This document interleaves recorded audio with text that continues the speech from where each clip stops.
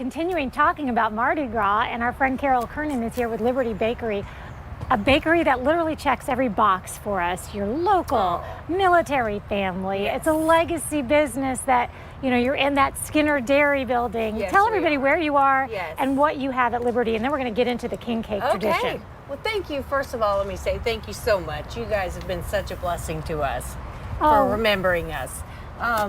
We're right at the corner of Bowden and Parental Home in an old Skinner Dairy drive-through. Yep. So I like that. So you know.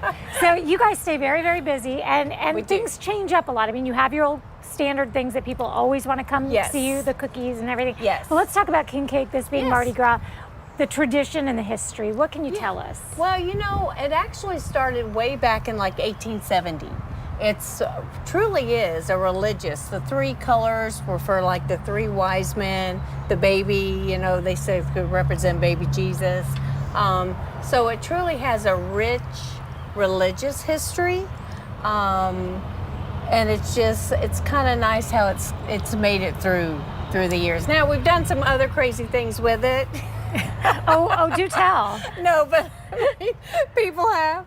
But I like the tradition. Yeah, and the baby, it was funny, at the beginning of the show, I spilled one of your secrets. I said that you prefer to hand over the cake with the baby to the person because you don't want to put the baby in there and someone chokes on it, whatever. Gosh, that would be terrible. But when in actuality, it means what? Good luck, prosperity? Yeah. Well, and if you get the piece with the baby in it, it also means you are king for the day. Oh, well then. So there's that. Depending on your group of friends. They treat you. They have to treat you well. Yes. So you have this beautiful king cake here, and then you have some other specialties of yours. Can you tell us what you brought? I most certainly can. Now these right here, we have our world famous triple threat chocolate chip cookies.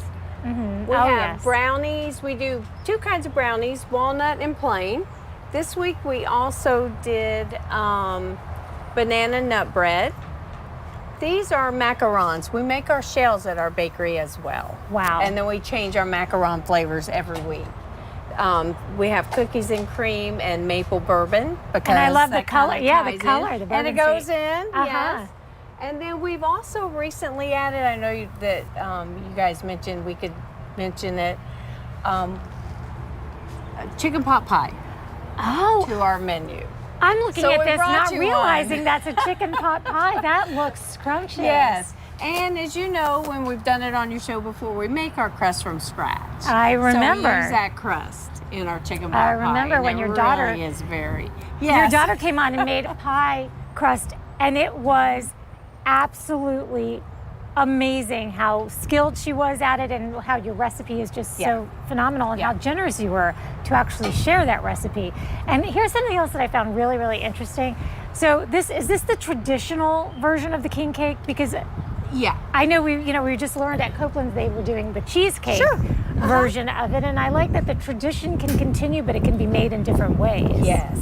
So many different ways. As a matter of fact, our king cake is more like a huge cinnamon roll, and wrapped in here is, can I? Yes, by all means here. Let's change spots right here. Okay. Wrapped inside this is, I'll help. I knew I'd flip it over the fence. We have raisins and pecans. Oh, and then delicious. You roll it all up and you bake it. Wow. Well, this little piece got away, and I feel like I need to taste it. There you go. As I clean the table first. So that is delicious. So as long as we're in tasting mode, I know Rance scurried back out here. He couldn't wait to start tasting some food, and I think he's back. Well, actually, I see him. Like, he's literally, we're going to flip right there. He is. Hey, yes. So, I mean, you're going to want to top off this great meal with some sugary delights. But this is etouffee. And earlier I asked my man Bobo about the difference between, like, etouffee and gumbo. And then I was talking to somebody else, and they're like, if anybody ever tries to give you a runny etouffee, they in the wrong place. So this is like, it's thick. And the smells are heavenly. I'm gonna take a little off the plate because I know everybody wants to try the things I do for you guys. Now, you guys at Copeland, you guys have any events coming up people need to be on the lookout for? Absolutely. Today, for instance, we have Mardi Gras all day long. If you want to come in, have fun up close up to Mardi Gras, we have face panels, live music, and all that going on. We also have Easter coming, Easter Sunday brunch. So it's gonna be a big day for us. Besides that, we have Mother's Day, Father's Day. All those are really big brunches coming up. And we do brunch buffets all day long up until The flavors in this thing are amazing, and I actually shared this time with Eden. It doesn't happen very often. If people want to find you online, where would they go? CopelandsJacks.com. All right, well, I'm gonna cheers on this hurricane real quick. So a little cheers with a little gun, a little etouffee, a little. Oh yes, oh yes. All right, we're gonna have more River City Live right after this.